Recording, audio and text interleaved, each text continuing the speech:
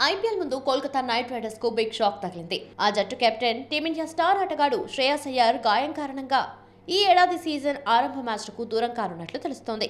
Ranji trophy ఫైనల్లో ముంబై జట్టుకు ప్రాతినిధ్యం వహిస్తున్న అయ్యర్ కు వెన్నుగాయం మళ్లీ తిరగబెట్టింది. ఈ క్రమంలో అతను 4వ రోజు మొత్తం ఫీల్డింగ్ కు రాలేదు. 5వ రోజు సైతం అయ్యర్ ఫీల్డ్లో కనిపించలేదు. ఈ ఫైనల్ మ్యాచ్ సెకండ్ ఇన్నింగ్స్ లో అయ్యర్ 95 పరుగులతో రాణించాడు. బ్యాటింగ్ చేసిన సమయంలో కూడా అయ్యర్ వెన్ను నొప్పితో బాధపడుతూనే కనిపించాడు. ఫిజియో మైదానంలోకి వచ్చి 2 సార్లు చికిత్స అందించాడు. కాగా గతేడాది వెన్నుగాయానికి అయ్యర్ శస్త్రచికిత్స చేయించుకున్నాడు.